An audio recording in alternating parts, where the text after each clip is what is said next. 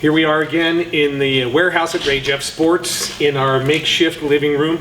My name's Tim Ray Jeff, and I'm going to show you how to turn your micro practice rod into a two-handed Spey practice rod.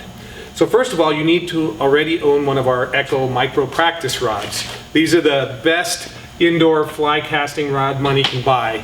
It's really a great tool for all of your casting. And what I did was I decided, because I had so many requests, that we would sell a Spey adapter for the practice rod. So it's got a few instructions on the back, but let me take you through how to set this up and maybe maybe show you a few fly casts, and hopefully it'll inspire you to get out there and do some more practicing, because you should finish all your Spey practice at home. This way you won't waste any of your fishing time. So the first thing you do is you take a pair of scissors, and I'm going to cut the old leader that came with the Spey rod, with the practice rod off, and I'm going to pull out this elongated leader. The reason you need a longer leader to use this practice rod is that when you make a Spey cast, it's important that the end of the fly line and the leader grab the surface of the water during your cast, and we call that the anchor. So you learned a new word today. It's the anchor in your Spey cast. So the other word you need to learn, a new word, is called the D-loop. And I'll show you what those two things are. So I put on my leader, which is going to help me anchor. Set the scissors down. And this is how hard it is to set your new Spey adapter up. You just push the handle in there and poof. I now have a cork handle that allows me to use two hands with my micro practice rod. So I talked about the D-loop, and it's the thing that most people struggle with when it comes to making a good D-loop. It's formed behind the rod. So when I come around, I get a nice loop of line behind me. That looked kind of wimpy. Let me do that again. But the idea is that when I come around to make a Spey cast, I need some line behind the rod, and we call this the D-loop. So you can see it's kind of with the rod and the loop behind you forms the letter D.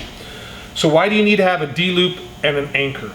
Well, when you Spey cast, the idea is that the forward delivery cast for a Spey rod is just the same motion that I use when I use an overhead cast. There's acceleration, there's a good stop, and blah, blah, blah. There's all these fundamentals that help you make a good loop. But when I make a delivery cast with a Spey rod, it's the same thing. But what the hard thing that people struggle with is your whole life you've been told to go straight back and straight forward and straight back. Well, with a Spey cast, there's a lot of circular motion going on with the rod tip to form the D-loop. And all these curves are really confusing, but we're going to try and simplify this, and I'm going to show you two casts.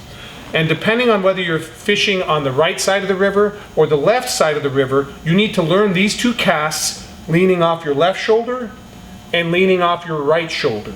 And in this part of the world, because short lines are pretty much dominant in Spey rods, people tend to cast what we call cack hand.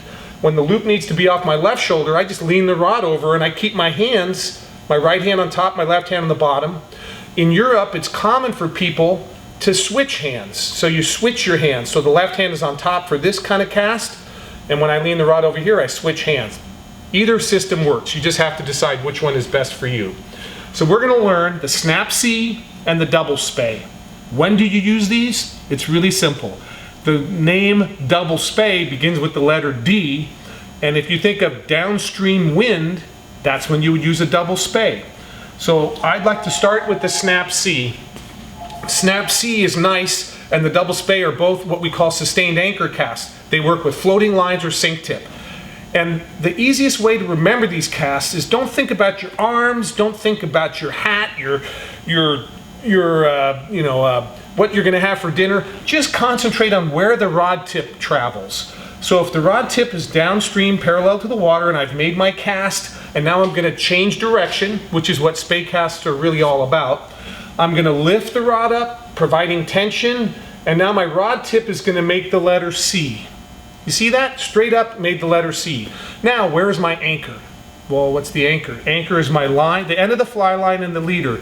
The anchor is about 1 rod length away from me, and it's up and out of the way of my intended cast. So if I'm going to cast right towards you, I've lifted, I made the snap C, lift, make the letter C. Now I keep my rod tip low and I smoothly lift forming the D loop, and I come forward. So that kind of low up and go is what we consider kind of a sideways motion. Again, it's not the overhead cast that you learned as your first regular cast. Lift, make the letter C. My rod tip sweeps low, lifting motion, up and go. Can you believe how efficient this is? From downstream to out in the middle of the river in 3 seconds. Not only does it keep the line from hitting behind you, a good spay cast keeps the fly away from me. So it's a very safe cast to use. So my line's in the water longer, I can change directions quickly, I don't need any back cast room. Can you start to get a sense of why spay casting is the dominant style of fly fishing in this part of the world for steelhead? So, snap C is for upstream wind, assuming that's downstream. If the wind is blowing up, you can see how the D loop on this side of my body protects me. The wind keeps this line away from me. I can fish all day without getting snagged. Double spay is a little different motion. Again, think of the rod tip. Here's the double spay. I start with the line downstream. My rod tip goes almost straight up and across. That drags the line towards me. My anchor should be where? About 1 rod length away from me. With my rod tip low initially, I sweep, lift, and go. Low, up, and go. So the double spay is kind of a 2-part cast. Again, these are called sustained anchor casts. Drag and drop, low, up, and go. So with a double spay and a snap C, you could use sink tips, floating lines, sinking lines. I hope this kind of gets you started on your new spay world. And when I give you this chance to practice your cast indoors, it'll mean more time here. Using your spay rod means better fishing conditions on the water. So just have some fun and get out there.